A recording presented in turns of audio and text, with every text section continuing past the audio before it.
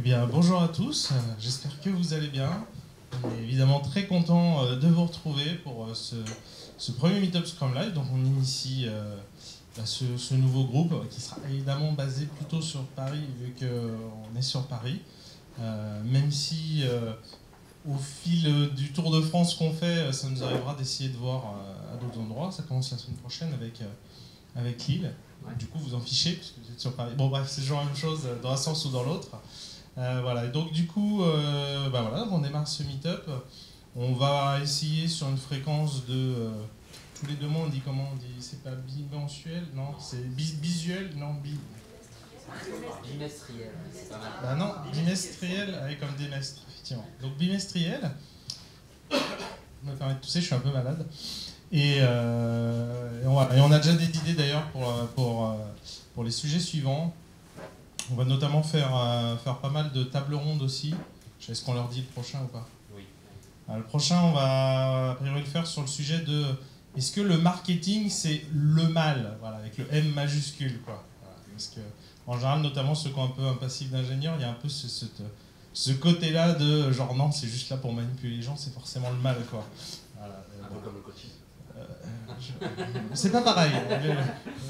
Ça dépend du public à qui tu parles. Voilà, bon, bref. Et donc voilà, donc ce soir on est là pour un peu une performance, voilà, vous allez ramener, j'espère que vous allez ramener des choses, des user stories, des user stories par abus de langage, hein, user story au sens Jira, c'est n'importe quoi qu'on met dans le backlog, c'est plutôt des product backlog items qui ne sont pas forcément des user stories.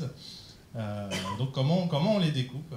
Donc on fera ça, on va le faire là en direct, on a un tableau, on a des post-it, on va le faire, donc on espère que vous aurez des choses. Et on va le faire ensemble, voilà, on va faire ça pendant 1 heure, une petite heure.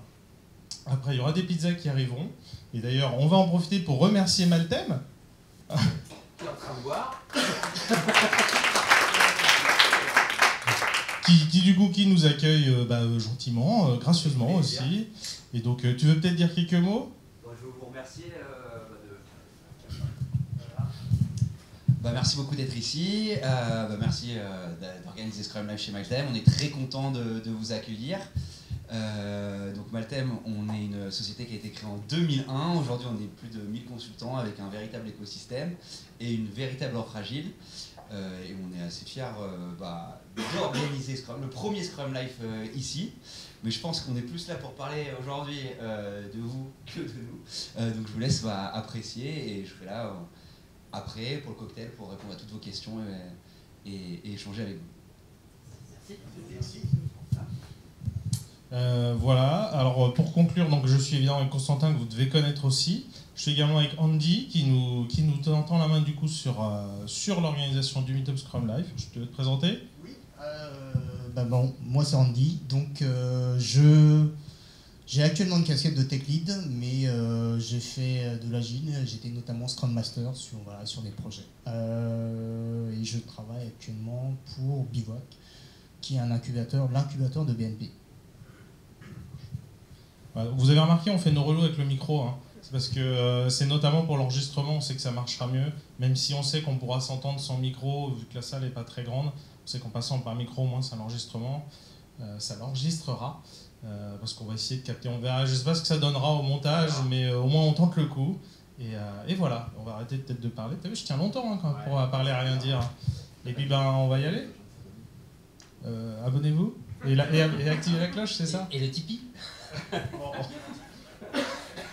C'est bon, bref, on va y aller. Du coup, Andy, si je te propose éventuellement que tu ailles apporter le micro, si jamais il y a des interventions rapides, après quand vous amenez vos sujets, vous viendrez ici parce qu'on va sûrement échanger, il y aura un passage de contexte, hein, on va pas juste vous balancer des coupes comme ça, ah mais oui, mais non, il se trouve que... On va sûrement discuter 5-10 minutes à chaque fois, et voilà. Est-ce qu'il y a un volontaire pour commencer? Est-ce que le sujet est clair déjà? Très bien, alors quelqu'un est venu avec une US? Personne n'est venu avec une US.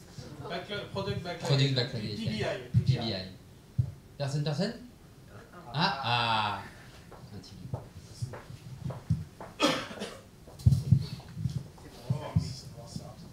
Je pense. Tu l'écris sur le... Ça c'est allumé aussi. Ok. Alors, l'US en question fait partie d'une EPIX. Là, il s'agissait en fait d'envoyer un flux vers un destinataire externe pour abstraire un peu avec un protocole défini et spécifié dans le ticket. Le truc, c'est que techniquement, il faut faire un nouveau service, c'est énorme, et du coup, ça dépasse la limite en point qu'on avait fixé pour une US. Et du coup, il a fallu quand même la découper en c'est pas des stories, des tâches techniques, et qu'on a estimé en planning local. Voilà, donc en fait, le but, c'est extraire de la base des données, les formater sur un format défini et les router. Alors moi j'ai une première question, c'est pour avoir un peu de contexte, c'est dans ton contexte, quel est dire si on se place au niveau de l'utilisateur, est-ce qu'on est sur un utilisateur technique justement, ça peut être une API par exemple, donc on va s'adresser à des développeurs, ou vraiment derrière il y a quelque chose de fonctionnel? Derrière, il y a un débouché fonctionnel, en fait, c'est une interface entre deux applications, la nôtre et une externe. Et il y a un rendu ailleurs, qu'on ne sait même pas ce que c'est, mais on nous a dit comment il fallait le faire. D'accord. Et du coup, quel va être alors tu dis on ne sait pas où est-ce que ça va être ou autre, mais est-ce que vous avez quand même une idée du but, pourquoi est-ce qu'on veut telle donnée? Le but complet, oui. Ouais.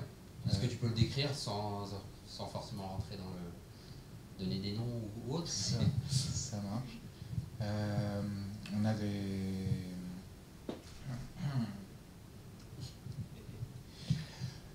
a des examens qui sont effectués sur des patients qui sont rentrés numériquement dans notre application. Il s'agit de suivre en fait des prélèvements et du coup en fait ils vont aller dans une appli tierce pour des opérations qu'on ne gère pas. Et voilà, le but c'est de les voir sur notre application. D'accord. Donc du coup je suppose que dans votre partie de ce flux, qu'est-ce qu'il fait?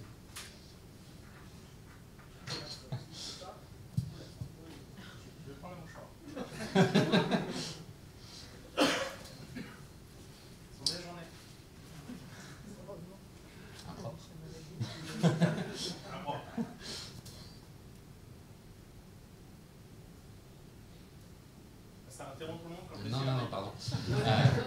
Donc du coup, moi ce que je vois là, ce que j'entends, ce que je comprends, ce qui est intéressant, c'est que c'est quelque chose qu'on voit assez souvent, où on se rend compte que justement on a quelque chose qui paraît très technique. C'est-à-dire qu'il n'y a pas de... souvent quand on parle de... Alors juste, pour être sûr, tout le monde sait ce que c'est qu'une user story. Ouais. Sinon on fait un petit point dessus. On ne sait jamais. Donc c'est vrai que dans la user story, justement, on doit avoir une intelligence derrière. C'est-à-dire savoir qu'est-ce qu'on veut atteindre par ça, en quoi notre produit sera différent que sans la user story, et du coup de comprendre en quoi ça va impacter notre utilisateur, ou là, on peut se dire, est-ce que l'utilisateur, ça va être l'autre outil qui va récupérer les données, ou est-ce que ça va être vraiment l'utilisateur final?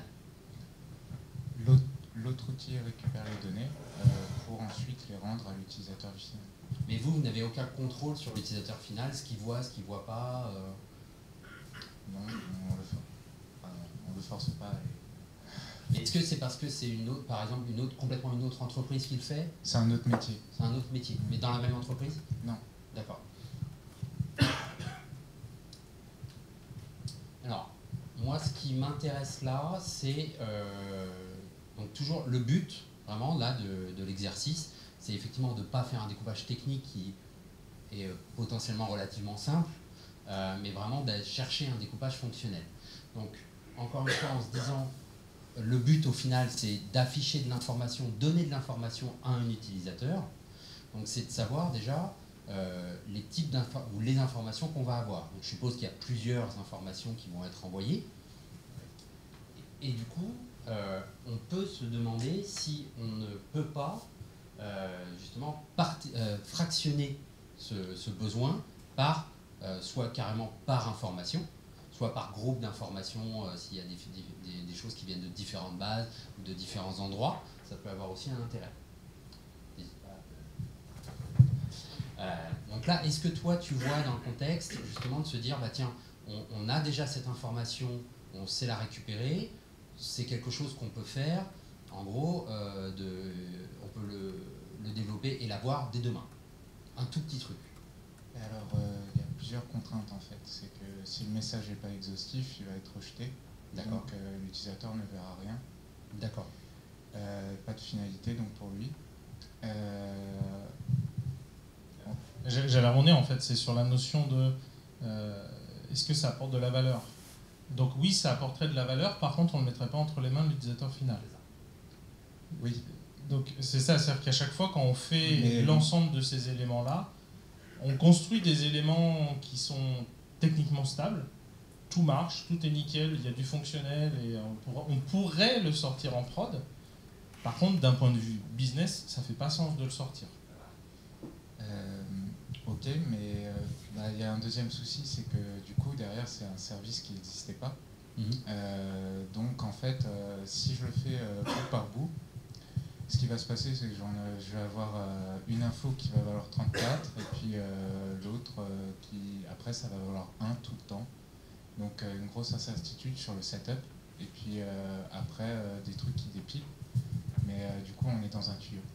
Mais en fait, ce qui est aussi intéressant, et je suis d'accord avec toi, c'est la première, quelle qu'elle soit d'ailleurs, qui va avoir le plus d'importance. Mais pourquoi est-ce qu'on se dit justement elle a plus de valeur? C'est parce qu'elle va permettre, techniquement et potentiellement fonctionnellement, effectivement peut-être sur juste de vérifier que ça fonctionne, c'est de savoir que techniquement on peut envoyer de l'information. Et en fait, il ne faut pas oublier aussi ça, que ce soit Scrum ou autre, le travail empirique qui est de savoir, bah tiens, déjà, est-ce que je sais envoyer de l'information? Si je ne sais pas envoyer une information, bah, potentiellement, je ne sais pas en envoyer 30 non plus. Donc déjà, de se dire, je valide que je peux envoyer une information, et potentiellement, après, justement, de se dire, bah tiens, on envoie les autres par grappe, parce que ça va être beaucoup plus simple, mais par contre, on va justement réussir à se dire, bah tiens, on va peut-être à un moment envoyer une information, une date, par exemple, et se rendre compte, très vite, que la date est mal formatée. L'autre système ne sait pas la lire. Bah, on va pouvoir se concentrer du coup et corriger que ça, plutôt que d'avoir un gros paquet qu'on envoie quand tout est fini, et où là potentiellement on va avoir 15 trucs à refaire. Donc il ne faut pas négliger cette capacité à aussi pouvoir découper dans le but d'apprendre à faire fonctionner notre système. Quand on parle de valeur, faire de la gestion de risque, dérisquer, ça a complètement de la valeur. On a fait un truc, en fait on a toujours un doute, hein, tant qu'on ne l'a pas codé, est-ce qu'on arrivera à le coder? C'est d'autant plus vrai quand on met en place des gros machins, des trucs nouveaux. Donc le simple fait de valider, oui on s'est envoyé un message dans le bus, bah, ça a de la valeur. Effectivement, mais on en revient sur évidemment on ne va pas sortir ça en prod au client. Par contre on pourrait le sortir en prod caché pour valider qu'on sait le déployer. Et on est à chaque fois dans une étape où on est allé au bout de... techniquement, ça tient debout, quoi. Le truc est fini. Voilà. Aussi, une petite chose, c'est que... Alors, c'est peut-être pas vrai dans ton contexte, mais il peut y avoir aussi que, effectivement, la plupart des utilisateurs aient besoin de toutes les infos, sinon ça ne tient pas et ça ne sert à rien. Par contre, on peut, dans certains cas aussi, trouver un petit groupe d'utilisateurs, même quelques personnes, pour qui seulement une partie des informations suffit, et à ce moment-là, d'essayer de se concentrer aussi sur eux, pour pouvoir valider, encore une fois, nos hypothèses de on sait faire fonctionner le truc, on sait envoyer les infos, et les infos qui arrivent sont les bonnes et arrivent correctement. Donc une fois qu'on a validé ça, on peut passer, agrandir le scope, on va dire, et passer avec d'autres utilisateurs en envoyant d'autres informations. Là, je ne sais pas si dans ton cas, ça, c'est possible. Alors après, les partenaires n'ont pas forcément... on peut pas... Ils ont des processus différents, quoi. Mais au passage de là, ce qu'on dit, vous le savez peut-être, sinon il faudra qu'on vous donne le lien, il y a un truc qui s'appelle, c'est une belle infographie, How to Split a User Story, ça fait un truc un peu en étoile, qui recense, alors il y a toujours d'autres schémas, mais un ensemble de schémas assez classiques. Et typiquement, on les a un peu effleurés. Des classiques, c'est on peut découper par type de données. On peut découper par type d'utilisateur, etc. Donc là, c'est un peu aussi ce qu'on touche du doigt, c'est que en fait, il y a plusieurs catégories d'utilisateurs où ils n'ont pas tous exactement les mêmes besoins, ou alors on peut le prendre sous l'angle de la donnée. Effectivement, il y a un ensemble de types de données et on peut les traiter séparément. Et il y a aussi cette idée qu'on peut quelque part moquer des choses à gauche à droite. Savoir que l'interface fonctionne, mais quand je dis fonctionne, c'est en termes UX en fait, quoi. Ça a de la valeur tout seul, même avec des données complètement bidons. Tout comme cette partie-là, savoir vérifier qu'on sait rentrer des données quelque part, on en revient sur la notion de, c'est peut-être pas de la valeur business, parce qu'on en revient sur toute façon, ça va être un gros bloc tous ensemble, par contre ça dérisque beaucoup de choses. Donc dans cette notion de construction incrémentale et itérative, ça nous en construit. Voilà. Qu'est-ce que tu en penses? Je suis d'accord. Est-ce que tu crois que c'est faisable? Est-ce que tu crois que c'est faisable dans ton contexte? J'aurais quand même une story à 34. Pourquoi? Ah oui, la première. La première. Même si tu rentres dans cette logique de dérisquer techniquement, en fait, ça va certainement rejoindre le découpage que vous avez fait de on vérifie qu'on s'est branché un bout sur un autre bout, mais de le faire par petits morceaux. Si déjà vous savez les valider individuellement, ça a déjà de la valeur. Alors après, on peut pousser cette valeur plus loin en partant justement, surtout pas du cœur qui va être compliqué, mais en partant des extrêmes. Puisque c'est ce que je dis justement, par exemple, si on prend l'aspect appli, d'avoir cette appli, on peut déjà valider qu'en termes d'UX, elle est bien. Et puis quand on commence à injecter des données un peu moins fausses, qui vont un peu plus loin, qui ne viennent pas complètement moquer, mais qui viennent d'une première base de données qu'on a remplie à la main, et on vérifie qu'on peut mettre un ensemble de choses et que ça va par exemple bien interpréter les caractères ou les traductions, etc. Et puis à chaque fois, on le branche un peu plus loin. Maintenant, donc le formulaire devient de plus en plus dynamique quelque part. Donc à chaque fois, littéralement, c'est testable. Et littéralement, l'appli existe et littéralement, elle bouge.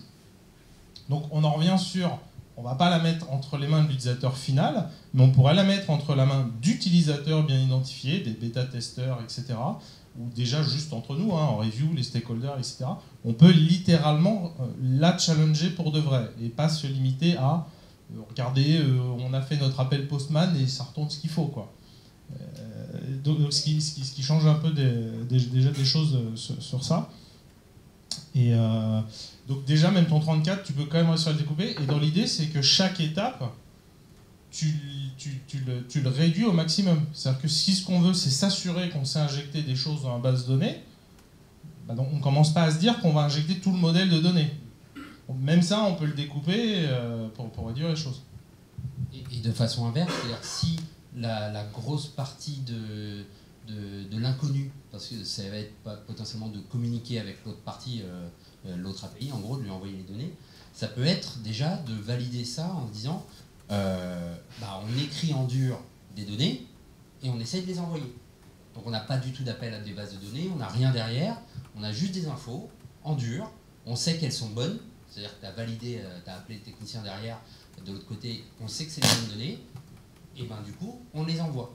Et une fois qu'on sait les envoyer, là, potentiellement, on peut repartir sur se dire, comme disait Jean-Pierre, quelle info maintenant je vais aller chercher dans la base de données ou dans tel service, et une par une, d'aller les chercher, si ça a du sens, d'aller les chercher, et à chaque fois valider, et à chaque fois c'est testable, de se dire que l'autre répond bien et que l'API envoie bien ce qu'il faut.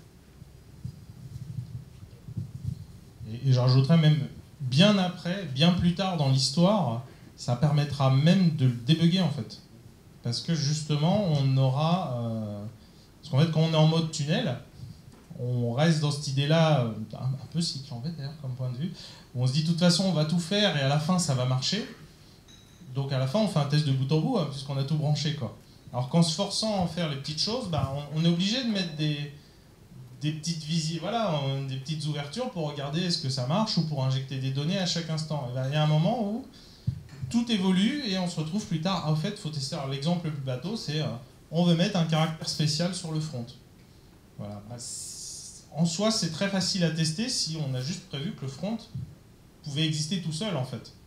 Ce qui arrive mécaniquement quand on fait ce découpage. Si au contraire on a tout fait, on va ingérer des données, ça va faire le tour du monde, ça va prendre une semaine et à la fin on verra peut-être qu'il y a un problème ou pas. Alors que c'est un truc à 2 balles en soi.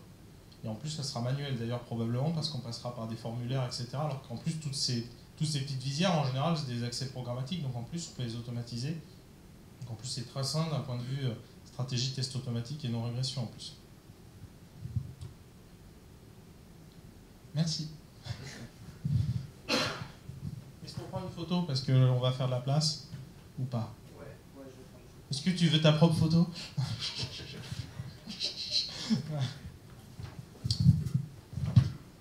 Et en attendant, est-ce qu'il y a déjà quelqu'un qui va proposer le sujet suivant? Ah. Du coup, il va falloir aller chercher le micro. Ouais, juste un instant. Prends la photo. Bon, il se passe le micro tout seul, ils sont très gentils. Et après, il y a déjà une autre personne. C'est bon? Merci. Je t'en prie. Bon bah vas-y. Avec un mouchoir, la grande classe. Ah, le micro est débranché? En haut, on. Ouh là là. Ça y est. Alors, je me lance. Donc, moi, je travaille sur une solution de facturation. Et lundi 30 septembre dernier, j'ai un responsable de facturation qui vient me voir et me dit, voilà, la réglementation nous impose une mise en conformité des factures. Quand une adresse de facturation est différente de celle du siège du client, il convient d'avoir les 2 adresses clients sur la facture. Bon. Le problème, c'est que la réglementation est pour le 1er octobre 2019. Alors donc, là, pour l'instant, il n'y a rien au backlog, il n'y a pas de user story, il n'y a rien. Et je ne sais pas tellement comment m'y prendre. Donc, l'idéal pour cette filiale, ça serait d'avoir peut-être 1 ou 2 modèles de facture. Sauf que, en fait, les clients font un peu ce qu'ils veulent, ils nous demandent différents formats de facture. Donc on se pose la question du masque de la facture, qu'est-ce qu'on doit accepter, qu'est-ce qu'on peut refuser, enfin voilà. Donc, et c'est vrai que je ne sais pas trop comment m'y prendre en fait pour découper la user story le plus possible et faire des tâches rapides et à intégrer au backlog. Alors, déjà, j'ai envie de pointer du doigt une chose qui rejoint un peu la question précédente sur l'aspect. Là, c'est de la réglementation. Donc, par définition, on ne sortira pas le truc tant qu'il ne sera pas complet. Ça n'a pas de valeur de se dire maintenant on a 2 lignes de facturation, mais il y a juste le nom, il n'y a pas l'adresse avec. Non, je dis bien sortir chez le client. Je vais juste essayer de temporiser ça en se demandant si, alors ça dépend bien sûr des cas, mais par exemple pour une petite entreprise, elle pourrait très bien se dire que dans un premier temps elle fait une facture par jour. En fait, la première étape, ça pourrait être de rajouter juste un champ libre, hop, pour mettre une adresse à la main et on la met à chaque fois. Il n'y a pas de base de données derrière, il n'y a rien. C'est faisable par une personne et ça peut être déjà un premier découpage pour tester, encore une fois, le front, de pouvoir mettre de l'information et l'imprimer ensuite. Ça peut être une possibilité, mais bien sûr, ça dépend de la taille de l'entreprise. Là, les volumes sont énormes. Oui. Je veux dire, là, on parle de milliers de lignes. Enfin, c'est un truc énorme. Là, ce que décrit Constantin, c'est littéralement l'approche MVP en fait. C'est ce truc de se dire, on se fait un machin, on remplit à la main, on peut déjà valider plein de choses. Donc, mais ça peut être une étape intermédiaire, encore une fois, dans cette phase où on n'est pas au déploiement complet, mais par contre, on est tout avant, où ça permet déjà de valider des choses. Excuse-moi. Qu'est-ce qu'on dit d'autre, Constantin? Merci. Du coup, moi là, je vais te demander d'essayer de traduire le besoin qu'a le client. Parce qu'au final, là, c'est ton supérieur qui vient te demander de rajouter quelque chose qui est par rapport à une réglementation. Mais si tu te mets à la place du client, comment est-ce que, si lui devait écrire la user story, qu'est-ce qu'il écrirait en tant que client? C'est simple, hein, je veux tous les champs que j'ai demandés. Donc, mais aujourd'hui, on a, on va dire une dizaine de formats de factures utilisés. Et puis, on a des spécificités dans les succursales. Donc, l'idéal serait de réduire le nombre de formats disponibles, mais ce n'est pas toujours possible. Oui, puis ça, c'est plus business, mais à la limite, c'est pas forcément sur le produit. Oui. Mais vraiment, dans ton besoin de, si j'ai bien compris, il y a une réglementation qui me demande de préciser une autre adresse, en fait, du point de vue de l'utilisateur, ce besoin, il ressemblerait à quoi? Vraiment centré sur ce besoin d'adresse. C'est-à-dire, en gros, en tant qu'utilisateur client recevant une facture, je veux que l'adresse de mon siège apparaisse, si elle est différente d'autre chose, et le afin de le pourquoi. Afin d'être en conformité avec la réglementation. C'est ça. Si on creuse plus dans le détail, ça veut dire que l'utilisateur final, c'est le comptable. C'est lui qui va faire la réconciliation et qui va rentrer. Donc effectivement, c'est pas la personne à qui vous éditez, c'est pas l'entité à qui vous éditez le contrat, c'est bien le comptable de cette entité-là qui lui se retrouve face à cette législation-là. Et potentiellement en creusant, c'est peut-être pas exactement ça, peut-être qu'il peut se débrouiller, mais bon. C'est ça, parce qu'au final, si je comprends bien, après je suis pas expert, mais celui qui va avoir des problèmes si la facture n'est pas conforme, c'est pas l'utilisateur final, enfin le client, parce que lui il reçoit la facture, si elle n'est pas bonne, c'est effectivement c'est l'entreprise, c'est la comptabilité, donc c'est elle qui a besoin de savoir. Et du coup, pourquoi est-ce que ça, je trouve ça intéressant de creuser comme ça? Parce que déjà, ça aide généralement à faire un découpage fonctionnel, de bien centrer le client, l'utilisateur, qui a vraiment un besoin d'une fonctionnalité. Sinon, on doit pouvoir faire du publipostage d'étiquettes qu'on colle dessus, non? MVP++. Voilà, quand il y a 1000 factures à faire. Après, ce que j'entends, c'est qu'il y a un peu plein de sujets qui se mélangent. C'est-à-dire qu'on se retrouve à se dire, ok, il faut qu'on fasse ça. Oh, bah, c'est l'occasion de se rendre compte que notre système, il est un peu pourri, on permet aux gens de faire n'importe quoi, et si on reprenait tout à zéro. C'est l'occasion de faire du ménage, je suis d'accord. Ce qui n'est pas forcément une mauvaise chose, mais du coup, on mélange les sujets. C'est pour ça que c'est complexe. C'est pour ça que... Voilà. Donc après, il faut être au clair sur cette échéance du 1er octobre. C'est-à-dire que si vraiment il faut la tenir pour des questions de réglementation, il ne faut peut-être pas faire... Mais si, c'est possible, regarde, on est le 3, on est large. Mais voilà, c'est effectivement, si c'est un vrai problème, en fait, quelque part, la réponse, elle est là. C'est que c'est pas si grave que ça. Mais en fait, voilà, c'est aussi un critère de se dire, non, mais on veut faire du ménage, mais est-ce que c'est vraiment l'occasion, vu que derrière, il y a un vrai truc. Donc peut-être qu'il faut quand même séparer les sujets, avec le risque que du coup, on ne le fasse jamais. Ça, c'est un problème de fond de culture d'entreprise. Alors, moi, pour en revenir sur le découpage, c'est que effectivement, en fait, ça va dépendre. Par exemple, imaginons que les adresses actuellement, ce soit vraiment des champs, tu sais, avec le nom de la rue, voire le numéro à part, le code postal, tout ça. Un premier découpage fonctionnel, comme je disais tout à l'heure, peut être un champ libre, c'est-à-dire qu'à la limite on copie-colle. Ça peut être aussi de se dire que pour tester, on va se concentrer sur les clients qui n'ont pas d'adresse différente, ce qui fait qu'on va pouvoir valider dans la base de données le champ juste en disant tu copies l'adresse du siège et tu la mets dans l'adresse de la facturation. Du coup, on ne touche pas à la base de données, on utilise la même information, on peut valider quelque chose. Il faut vraiment se dire que la user story, l'élément de backlog, souvent c'est aussi de valider des hypothèses, valider qu'on peut le faire quelque chose. Ensuite, ça peut être effectivement d'avoir le côté où on va pouvoir donc, personnaliser en mettant un champ libre, et puis au final de se dire peut-être déjà qu'on se rendra compte que ça suffit, ça va aller plus vite. Peut-être qu'aussi de se demander combien de personnes, combien de clients ça touche, combien de factures. C'est-à-dire si c'est 1%, c'est pas forcément la même criticité. On peut faire peut-être plus de choses moins vite et un peu mieux, alors que si c'est 99%, forcément il n'y a pas la même urgence.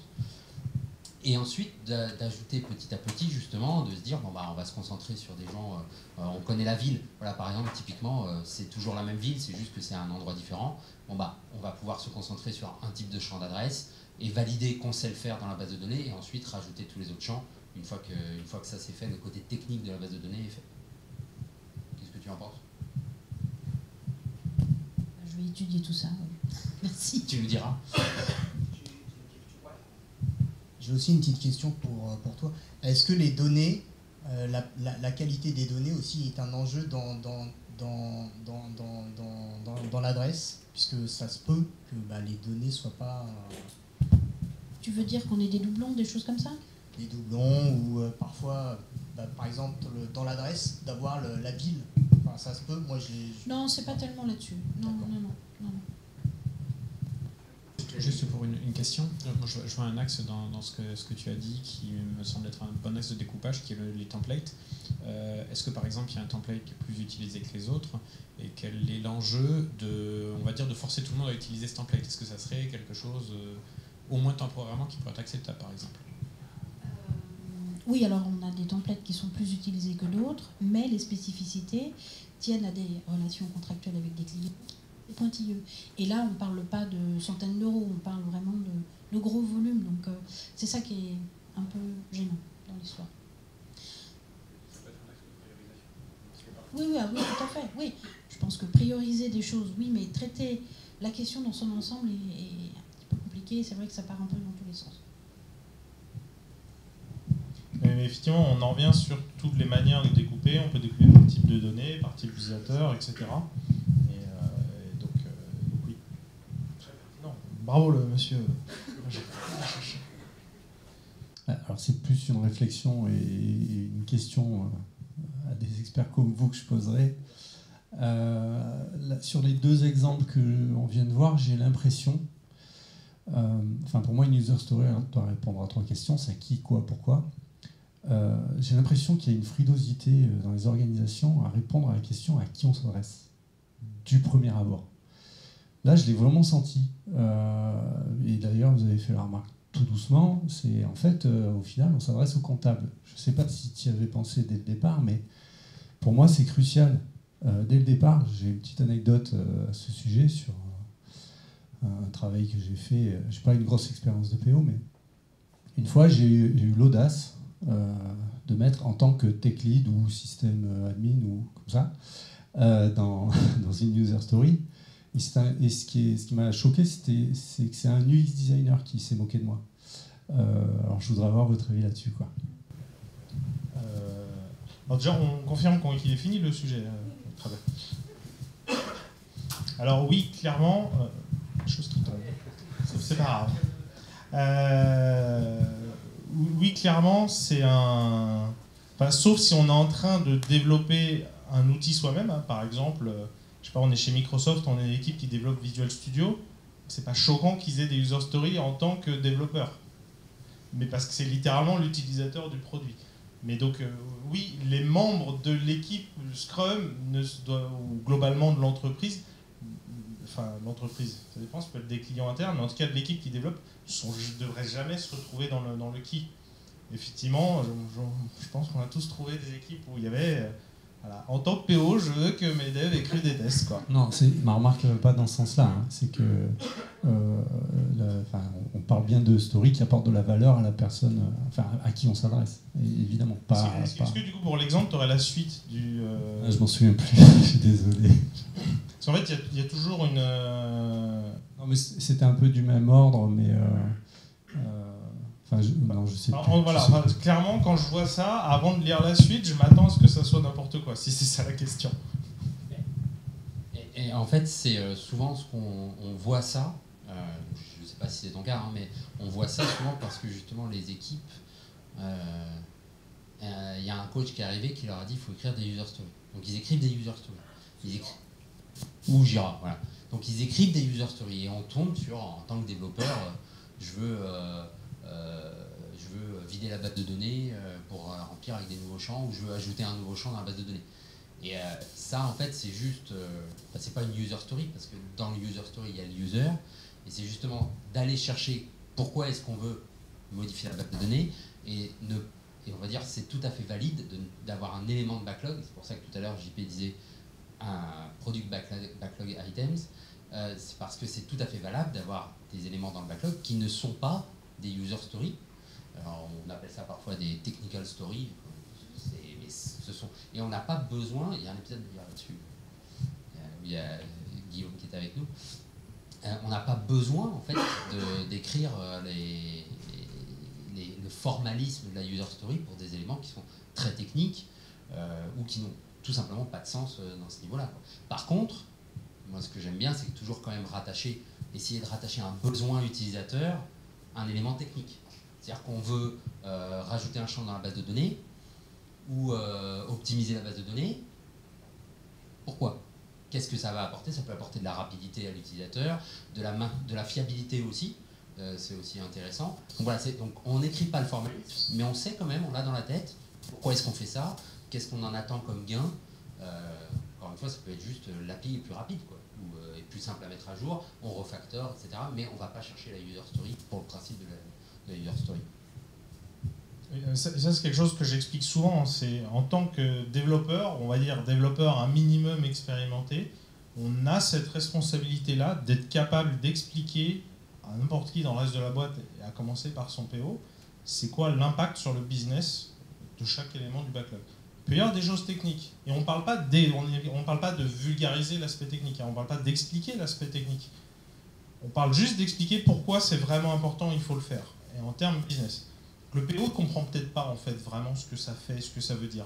Par contre, il comprend l'impact, il peut le prioriser par rapport au reste. Et donc c'est ça, effectivement, tout ce qu'on fait dans le backlog, il doit avoir une raison d'être. On peut le pousser jusqu'au bout, le raisonnement. Hein, franchement, si on n'arrive pas, s'il n'y a pas de valeur, il ne faut peut-être pas le faire, justement, quoi. Et en fait, quand on creuse, il y a toujours des raisons. On va développer plus vite, c'est une raison tout à fait entendable. Quand on touche à ce module pourri, il y aura moins de bugs dessus, voire il n'y en aura pas. Parce que normalement, on ne crée pas de bugs, hein, normalement. Alors que là, à chaque fois qu'on y touche, on en crée. Ça, c'est recevable. Et en général, le PO, ça lui parle. Hein. Toujours l'image de l'épée de Damoclès, quoi. Un jour, on ne sait pas quand, la prod va péter et on ne sera même pas au courant. Voilà. Est-ce qu'on veut courir le risque? Alors après, on peut pousser jusqu'au bout. Hein. On gagne tant de millions d'euros à chaque seconde de downtime. On fait une estimation totalement au pif, évidemment, de risque que ça apparaisse et on peut faire une projection. Donc c'est... Mais voilà, alors après, effectivement, selon l'affinité du PO et le niveau de confiance, on n'est pas forcément obligé d'aller jusqu'à chiffrer en euros. Souvent, quand on leur explique juste qu'il y a un gros risque, voilà, sa propre peur suffit pour dire ok, on va le faire. Mais s'il le faut aller jusque-là, qui est en fait l'approche saine. C'est comme ça que devrait être quasiment tout le backlog. C'est chaque élément, on estime qu'il va nous rapporter tant, ou plutôt nous coûter tant si on ne le fait pas, etc. Je pense que c'est vachement intéressant cette remarque-là, pour identifier... Pardon.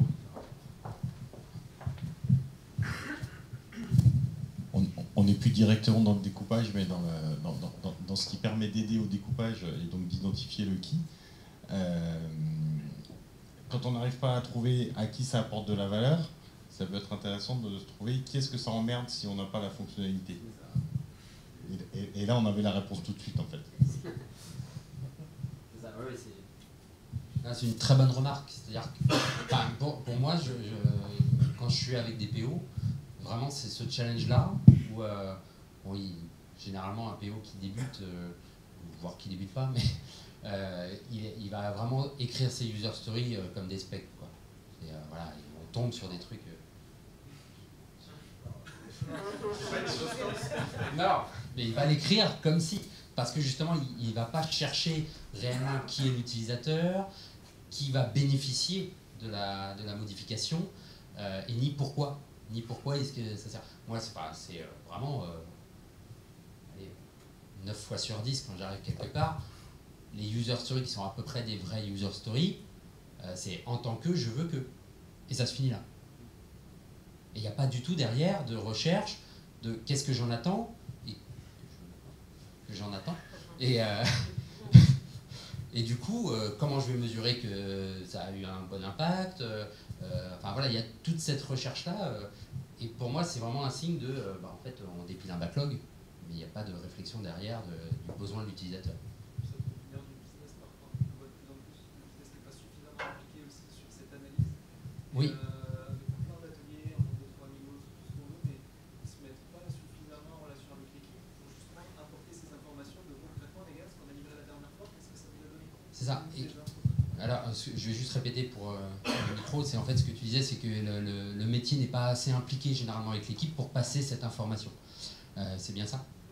Et alors, je suis tout à fait d'accord. Souvent, c'est aussi parce qu'eux-mêmes ne le savent pas. C'est-à-dire qu'eux-mêmes ne savent pas. Ça peut arriver qu'il y a... Non mais je veux cette fonctionnalité, Puis quand on va les titiller un petit peu pour leur demander ce qu'ils en attendent, entre guillemets, de prouver un peu que c'est vraiment utile de dépenser l'argent et le temps des développeurs pour faire cette fonctionnalité, en fait, il n'y a rien derrière. Il n'y a pas de gain estimé, il n'y a pas de... Voilà, c'est une idée. Alors attention, c'est pas forcément mauvais, hein, il ne faut pas non plus essayer à chaque fois de se dire non mais on va gagner 22,80 € et puis voilà. Parfois ça peut être juste de l'intuition. J'ai l'intuition que ça va apporter quelque chose. Ok, mais à ce moment-là on le partage. On le partage, tout le monde est d'accord et tout le monde sait que justement on se base sur une intuition. Et ben on va...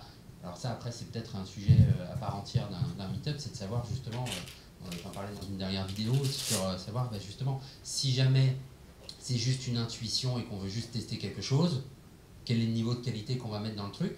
Les développeurs ils vont peut-être dire bon, on va faire un truc un peu à l'arrache, mais au moins on va valider si ça fonctionne, et si ça fonctionne pas, on le vire, si ça fonctionne bien, on le refait proprement. Et donc ce que tu dis, c'est bien justement pour ça qu'il y a ce modèle Scrum avec le Product Owner dans l'équipe en fait. Parce qu'en fait, c'est un peu un modèle tiré par les cheveux où il y a ces fameux gens qui sont à côté qui imaginent ce qu'on devrait faire. Ou alors, on est vraiment dans un mode client-fournisseur, hein, ça arrive, on fait de la prestation, et la valeur elle est claire, hein, il paye littéralement des gens pour lui faire quelque chose. C'est peut-être n'importe quoi, mais en tout cas il y a de l'argent, il l'a mis sur la table, donc pour lui ça a de la valeur. Après, on va quand même l'accompagner pour qu'il en tire la valeur plus vite, etc. Mais voilà, quand on est dans l'entreprise, c'est quand même un peu bizarre, enfin c'est exactement ce principe-là, on fait une équipe. Et une équipe multidisciplinaire, hein, où on a les gens qui vont penser à tous les différents aspects, et le business dedans, avec le product owner, pour se poser ces questions-là, pour s'entre-challenger. Et donc voilà, oui, donc déjà c'est un peu c'est un peu le niveau intermédiaire de ces gens d'à côté sont toujours là et à côté, donc il faut qu'on les emmène dans notre dynamique. Évidemment, il ne faudra pas les emmener, en fait, il faudrait qu'ils soient dedans littéralement, quoi. Une question? Oui, pardon, j'ai peut-être mal compris quelque chose, mais j'ai l'impression qu'on s'éloigne peut-être un peu du sujet. Oui, c'est Est-ce qu'on ne parle pas plutôt de pertinence ou de priorisation et pas de découpage? Ouais. Alors, oui, mais le découpage est influencé par la pertinence et par la priorisation de ce qu'on veut faire. Bien comprendre pourquoi est-ce qu'on fait quelque chose aide effectivement à savoir comment le découper. Telle donnée est plus intéressante parce que c'est ce qui va importer le plus à l'utilisateur. Donc se concentrer là-dessus. Mais je pense que oui, comme je disais, c'est un sujet à part entière en fait. À part. Je conclurai même, il y a quand même un lien qui est fort, c'est que souvent on fait ce découpage parce qu'on fait des fonctionnements en sprint et qu'on nous a dit ça ne doit pas dépasser le sprint. Alors il y a des bonnes raisons à ça. Après, on pourra même imaginer un modèle où on fait des sprints à durée variable, il y a un objectif macro et on prend le temps qu'il faut pour faire cet objectif macro et celui d'après il prend 2 jours au lieu de 3 mois. Alors, je dis bien objectif macro, hein. On le driverait par du business et pas par des tâches techniques. C'est pas ça la vraie raison normalement. La vraie raison, justement, on va découper pour extraire les parties qui ont plus de valeur. Donc là, évidemment, on parle de sujets où de toute façon, il faut tout faire. Mais quand on est vraiment sur le thème des user stories, c'est-à-dire sur quelque chose qui est fonctionnel, justement, en faisant ce découpage, on peut en extraire, c'est le fameux, voilà, on peut sortir la loi de Pareto, tout ce qu'on veut. En fait, en faisant pas grand-chose, on peut déjà avoir beaucoup de valeur. Et c'est à ça que normalement, c'est ça qui doit driver normalement le découpage, et pas tant le fait qu'il faut que ce soit petit pour rentrer dans le sprint, quoi. Donc du coup, nouvel élément à couper. Le micro.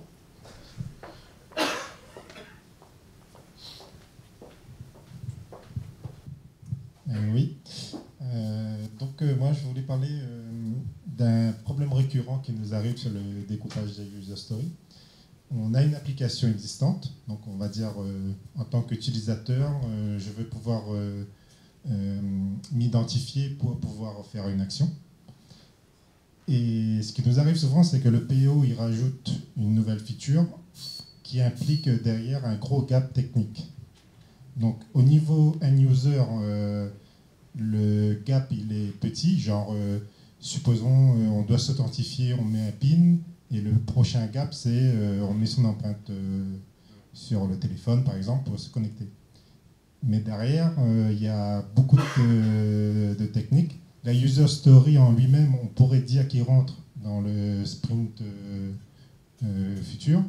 mais la technique derrière, il faudrait genre 4 sprints pour le réaliser. Et c'est là où on ne sait pas trop comment découper cette user story, parce qu'on est censé faire une démo au PO et au customer toutes les fins de sprint. Donc le premier fin de sprint, on va pouvoir lui monter une application qui demande l'empreinte, mais ça ne va pas fonctionner techniquement derrière, puisqu'on n'a pas fini de faire le gap technique.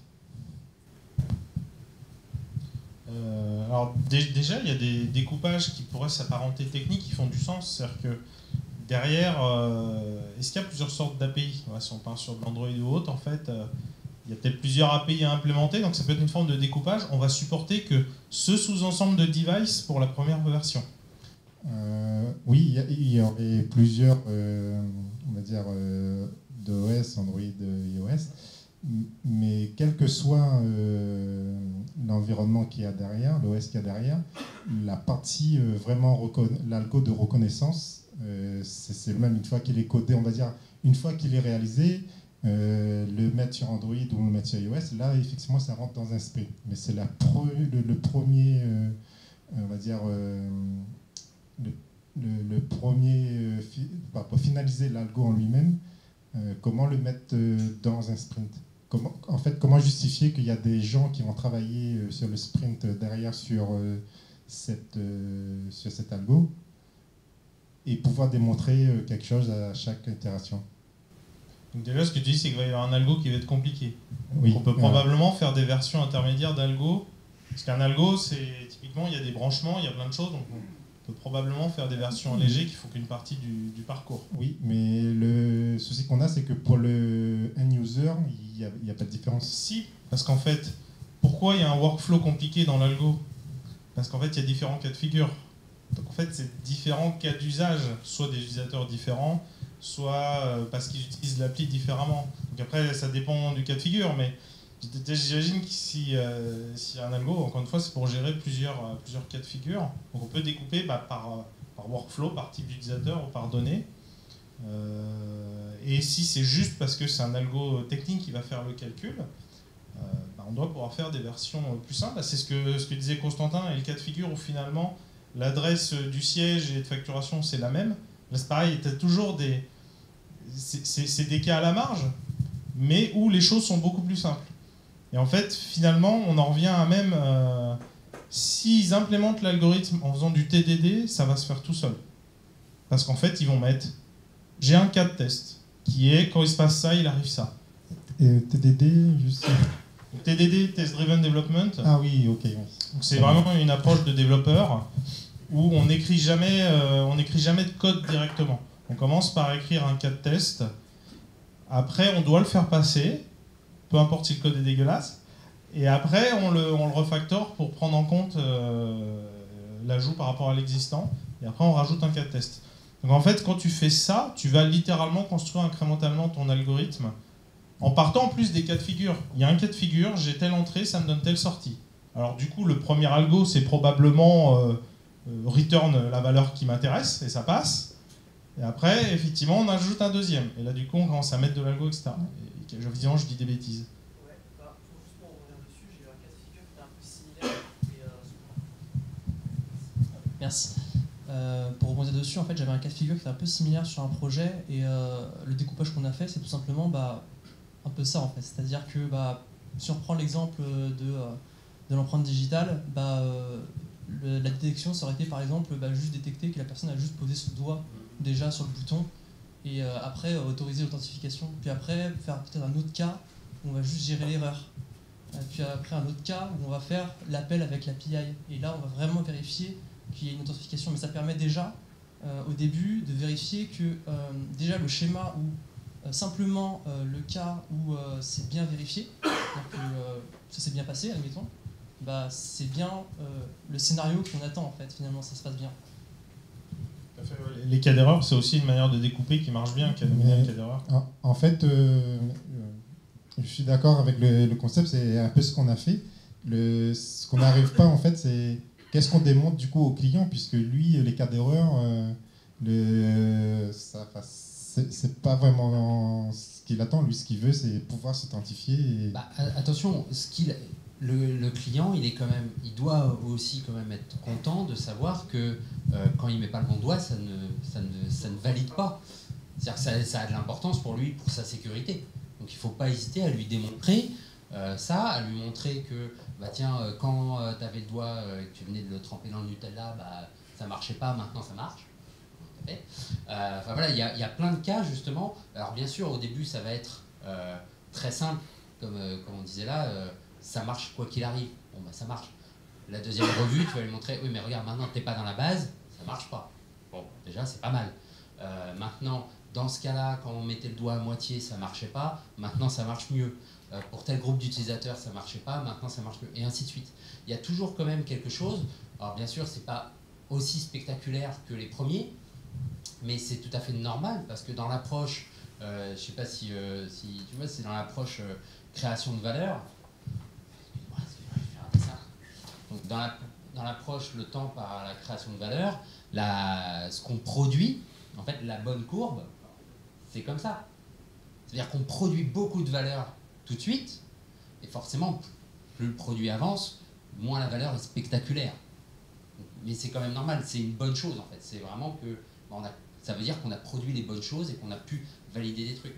Il ne faut pas oublier que Scrum en particulier est fait pour des produits complexes, avec beaucoup d'inconnus. Si on sait déjà ce qu'on va faire et qu'on n'a pas d'hypothèse et qu'on n'a pas le choix de ce qu'on va faire, on peut appliquer ce que dit Scrum, mais on ne fait pas de Scrum puisqu'on n'a pas d'inconnu.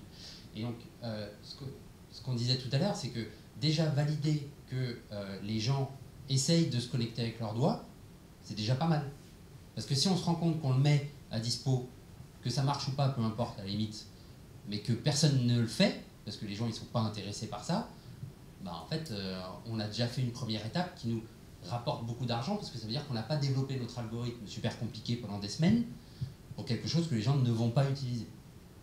Donc, parfois, on n'a pas le choix, même si ce ne sera pas utilisé, le business le veut, donc on le fait. Mais voilà, il ne faut quand même pas oublier ce découpage. Encore une fois, hein, on l'a redit à d'autres moments, on découpe aussi pour apprendre, pour avoir de l'information, avoir des retours de l'utilisateur sur l'utilisation, sur peut-être que là où il y a l'empreinte digitale, c'est super mal placé. Et du coup, ils ne l'utilisent pas. Ou alors, truc bête, une appli qui est quand on fait du ski. Voilà, elle sert que quand on fait du ski. Bah, en fait, les gens ils vont pas enlever leurs gants et leurs moufles pour appuyer sur le bouton pour mettre leur empreinte digitale à chaque fois qu'ils veulent avoir l'information que va leur donner l'application. Donc voilà, typiquement, c'est le genre de truc où on se rend compte très vite en mettant quelque chose de très peu coûteux que en fait notre business, on va faire autre chose. Non mais si, c'est ça. Et en fait, même sans aller jusqu'à l'utilisateur, c'est à ça que sert la review. C'est effectivement, déjà, on le challenge ensemble. Qu'est-ce que ça donne? Est-ce que ça rend bien? Où est-ce qu'on va? Et oui, on le sait que c'est un petit peu faux. Mais on peut déjà dérisquer énormément de choses. Parfois des business entiers, effectivement. Mais c'est comme ça que des startups qui arrivent à faire des trucs fantastiques avec presque pas d'argent. Toujours la même histoire qu'on raconte. Un dernier sujet avant d'aller prendre les pizzas quand elles arriveront.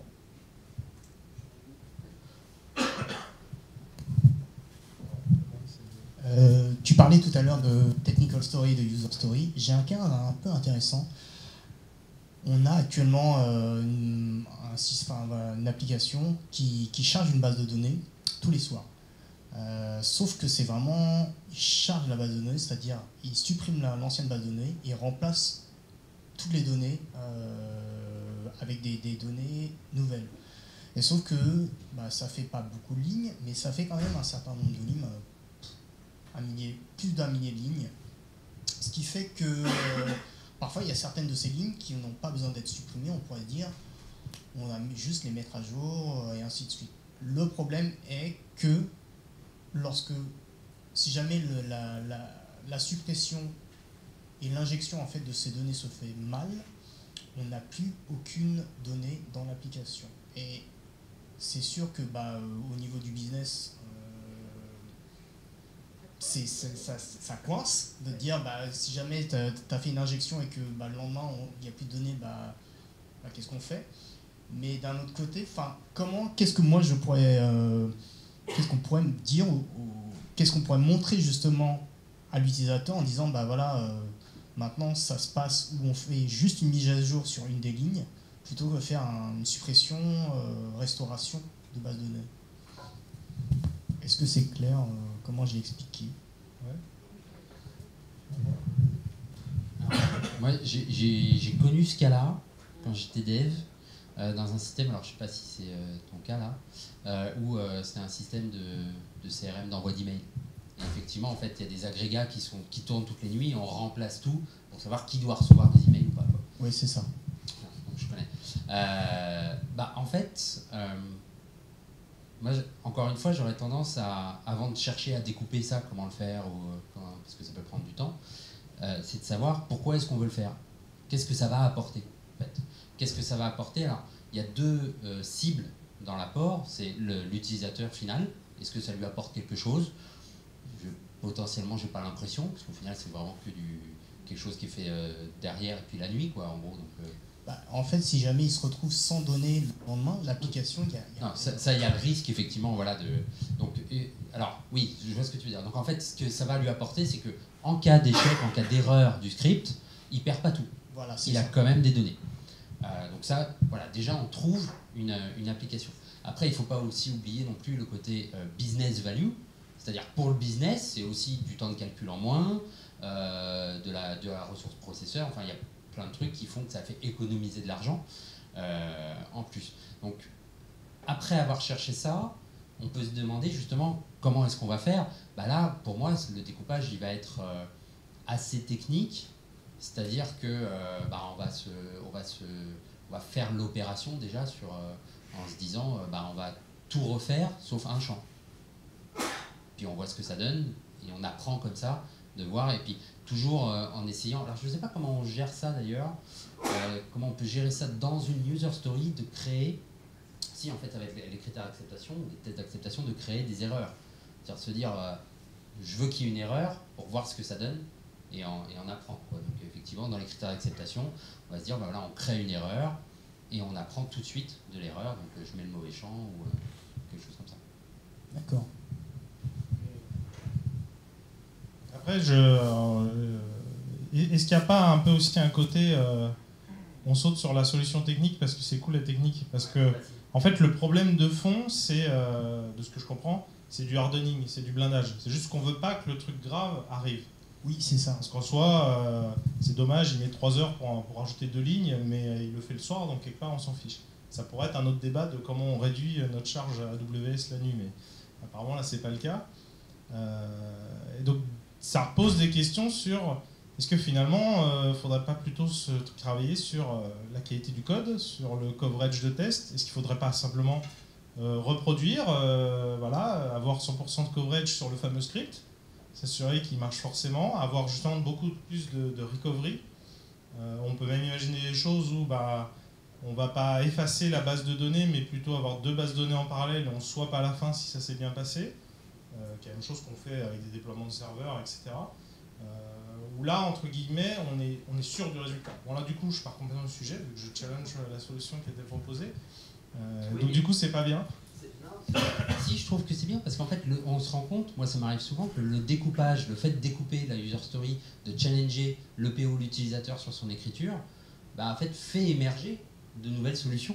C'est-à-dire quand on va arriver en disant, tiens, en fait, en vrai, tu veux juste vérifier ça, c'est ta première priorité, on va trouver d'autres solutions. C'est-à-dire que là, typiquement, effectivement, le premier truc, ça peut être juste de se dire, on fait de la redondance, quoi. On fait une copie de la base, et puis on check si c'est la même chose, et si c'est la même chose, c'est bon. Ça peut être une première solution, en tout cas, c'est pas forcément la moins coûteuse, mais ça peut être une première solution. Mais ça, ce serait une user story ou une story technique Alors déjà, on est d'accord, depuis le début, il n'y a pas de user story là, de tout ce qu'on raconte. Il n'y a pas de user story, ce qui ne veut pas dire que ça n'a pas de valeur. Et globalement, entre nous, il y a quand même un thème. Tous les sujets que vous avez amenés, il n'y avait aucune user story.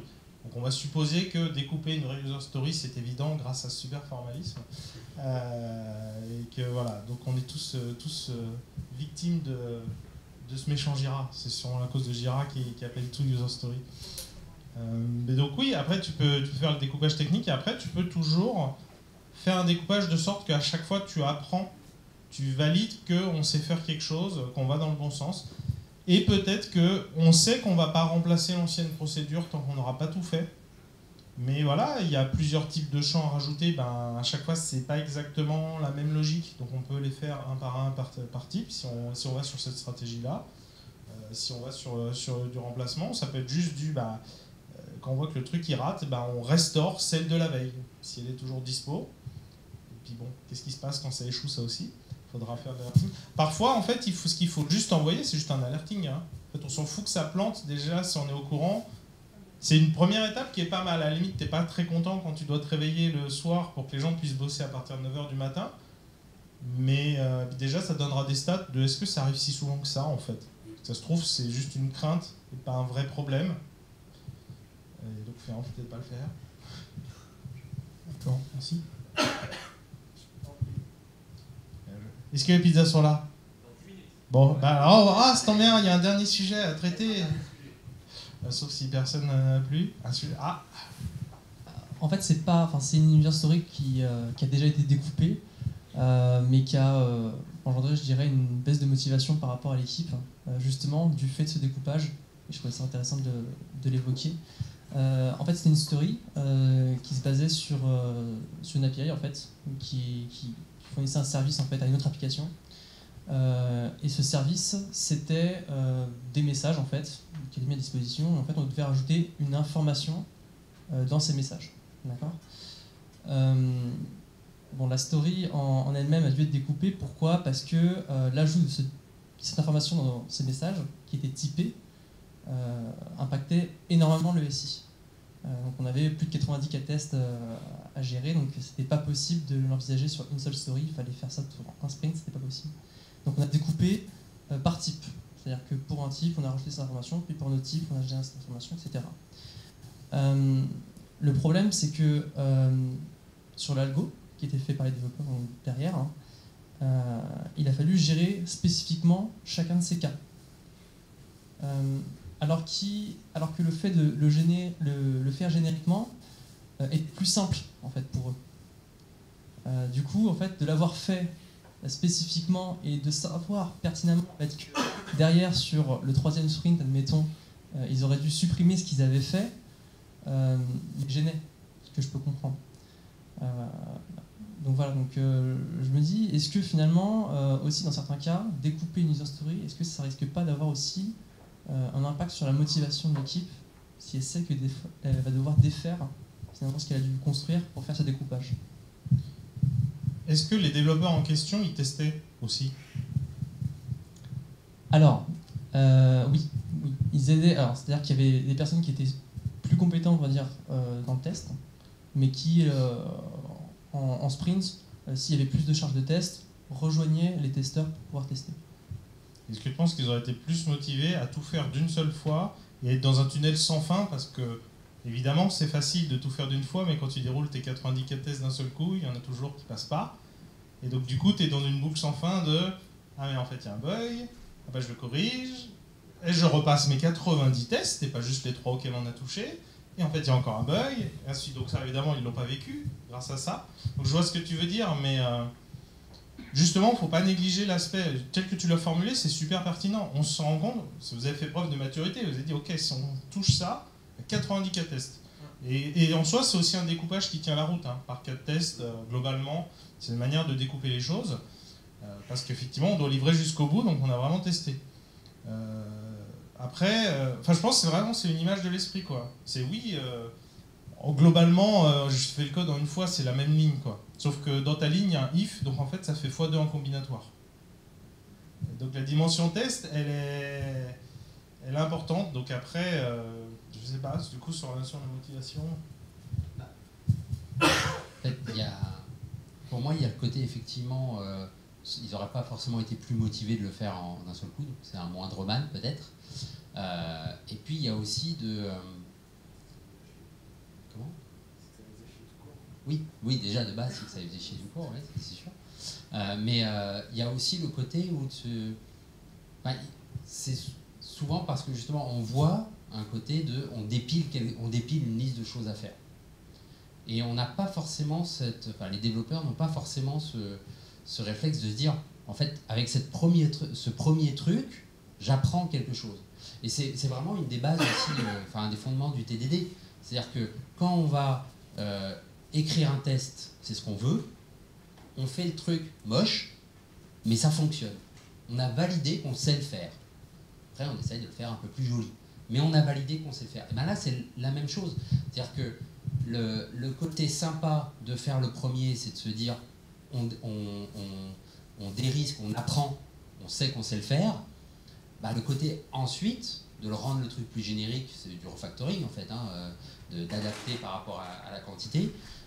En fait, on doit aussi pouvoir essayer de trouver ça sympa, dans le sens, c'est un art quoi, de refactorer, c'est pas un skill qu'on a comme ça, et puis bof, c'est mathématique et on le fait, c'est un art de faire les choses bien.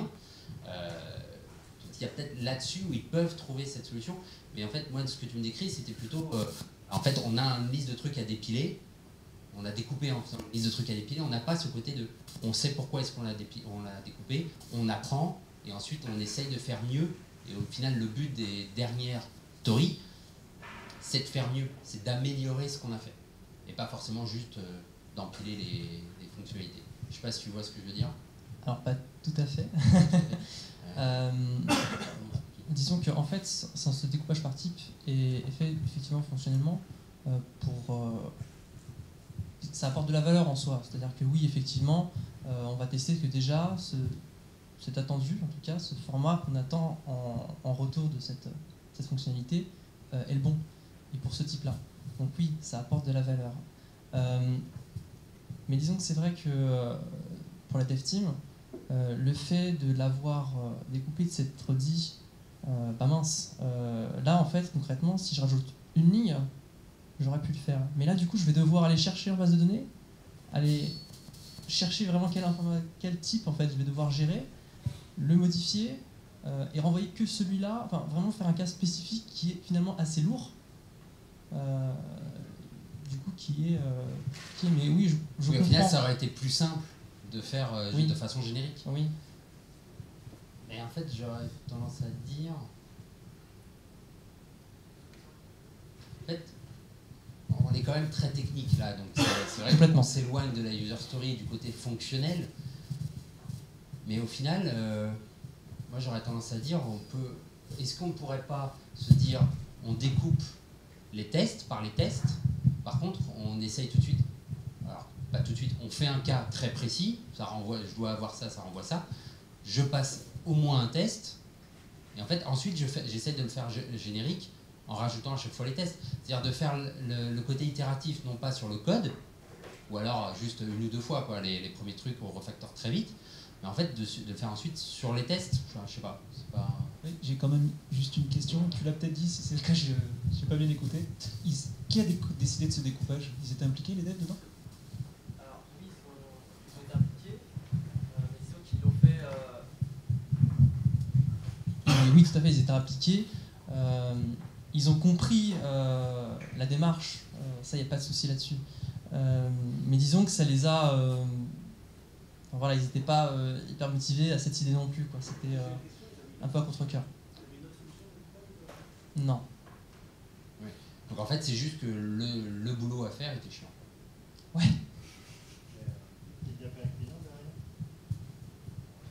Disons que le client, lui, il avait besoin de l'entièreté. Donc d'un point de vue business, ça ne lui apportait pas d'avoir juste un cas. Et Est-ce qu'il y a quelqu'un dans l'équipe qui a imposé le découpage? Non. Non, ça dépend de tout le monde. Mais alors, du coup, ça va pas vraiment t'aider. Mais moi, quand je vois ça, je lis un développeur qui n'est pas expérimenté en fait. Justement, qui a pas eu ce déclic non plus de se dire. Justement, tu pars de la jeunesse pleine d'ego où quand tu écris du code, il marche, hein, quand même. Hein, j'ai fait des projets à la fac ou en école d'ingé, je sais ce que c'est quand même. Hein. Pour arriver à la maturité où tu dis non, par défaut, quand j'écris du code, il marche pas. Hein. Donc je dois le tester, point barre. Et c'est comme ça que tu arrives aussi mécaniquement à faire du TDD, ou même avant, où clairement tu fais énormément de tests unitaires, etc. Et où ça a de la valeur en soi, en fait. Et je poserais même la question, justement, vous aviez quel coverage sur ce sujet-là que vous avez travaillé? Parce que tu vois, je pense que c'est ça aussi, en fait, qui devait probablement jouer dans la balance, qui fait qu'on est obligé d'y aller petit à petit. C'est que globalement, on n'était non plus pas sûr d'y arriver et qu'il fallait le faire. Toi, je pense, on en revient, de toute façon, quoi qu'on fasse, c'était chiant. Quoi qu'on fasse, c'était chiant. Donc en fait, le découpage, c'est presque le mauvais coupable. C'est le mauvais coupable. Je pense qu'un tunnel de 3 sprints, ça aurait été encore pire, surtout le dernier sprint, qui aurait été un 4e en fait, avec les bugs. Mais oui, on en revient sur le test, quoi. Être conscient que par défaut, ce qu'on va faire, ça marche pas. Et c'est assez magique de se dire, globalement, tu fais un super coverage, genre ta base de code, elle double, parfois pire. Et pourtant, tu travailles plus vite. Justement, parce que quand tu fais du TDD, en gros, tu as moins de choses dans le cerveau. Tu te poses une seule question, tu la règles, et c'est fini. Et c'était ça ce qu'on voulait vous insuffler au travers de non, tu te préoccupes que de ça. Donc après, je comprends bien que vous voyez, ouais, mais j'ai une machinerie, si je change toute la machinerie, c'est plié, on n'en parle plus. Ça, c'était ma première question de, bah oui, mais qui fait le test? Parce que s'il faut aussi qu'il soit fini pendant le sprint. Donc voilà. Bon. Donc le mot de la fin, c'est c'était chiant. C'était chiant. Non, et il y a aussi, moi, dans ce que tu dis, il y a une phrase, alors je sais plus qui est-ce qui a sorti ça, peut-être Ron Jeffries. Ouais, non, c'est de dire de ne jamais avoir confiance dans un test qu'on n'a pas vu fail.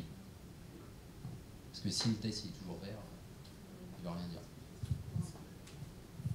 C'est là-dessus qu'on arrive sur les tests de mutation et compagnie. On fait exprès de changer ces tests pour vérifier qu'effectivement ils échouent. Et si on a beau triturer un test, il n'échoue pas, c'est probablement qu'il ne teste pas grand-chose d'utile. Ça me fait me demander d'ailleurs, est-ce que c'est une bonne pratique d'avoir un code qui, en modifiant un bout, fait planter 90 tests? Bah, si on est sur du test unitaire, pourquoi est-ce qu'on a 90 tests qui testent le même bout de code? C'était des tests différents dans le sens... C'était des use cases différents? Ou c'était des tests d'autres bouts d'application qui faisaient...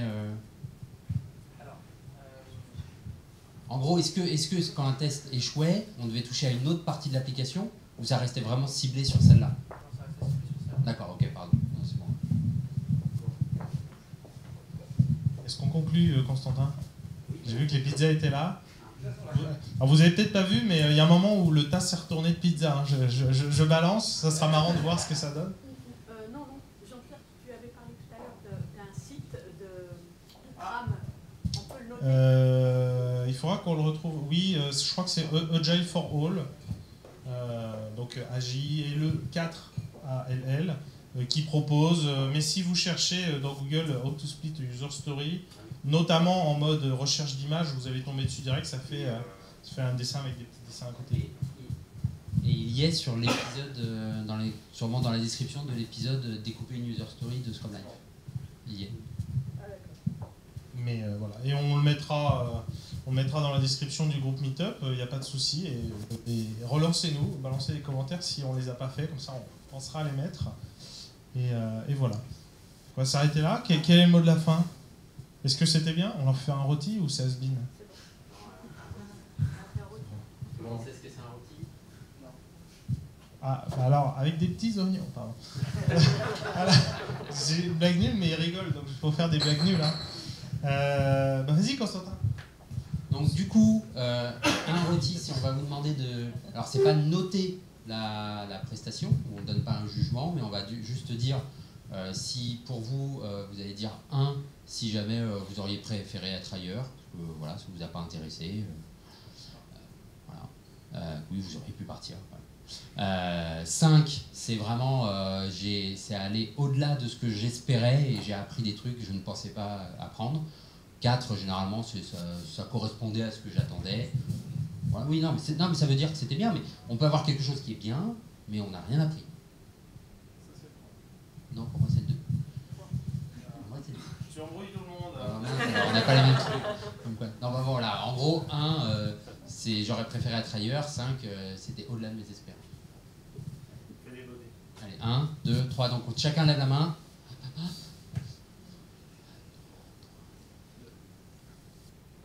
Ok, très bien. Alors, moi déjà, j'aimerais faire un feedback aussi. J'aimerais faire un feedback. Je pense que là, il y avait des cas intéressants, mais on n'est pas forcément allé vraiment dans la user story, et j'aurais préféré qu'on ait plus de, entre guillemets, vraie user story, sans être péjoratif. En fait, il aurait fallu qu'on ramène des futurs pour faire des user stories. Ouais, c'est ça. Et donc voilà, donc peut-être que si on refait ce système-là, peut-être déjà de préparer en avance des sujets, déjà nous, au cas où, qu'on ait des cas à proposer, ça peut être une solution. Ou alors vous aider aussi à mieux préparer, à savoir avec quoi arriver. Je ne sais pas ce que tu en penses. La question en 2 mots, c'est est-ce que ce qu'on a fait là, il faut le refaire? Oui, mais peut-être différemment. Voilà. Après, il y aura des thèmes différents. Là, visiblement, c'était le thème du on a des problèmes quand c'est pas une vraie user story. Et ça me choque pas. C'est ce qu'on croise et c'est classique. Et ben, c'est très bien. Donc, ce que je disais au début, je pense qu'on va essayer d'alterner meet-up très participatif comme ça et meet-up plus table ronde. Donc, je rappelle, dans 2 mois, ça va être grandiose. Est-ce que le marketing, c'est le mal absolu? Voilà. Et puis, ben, on y va du coup. Merci à vous. Merci.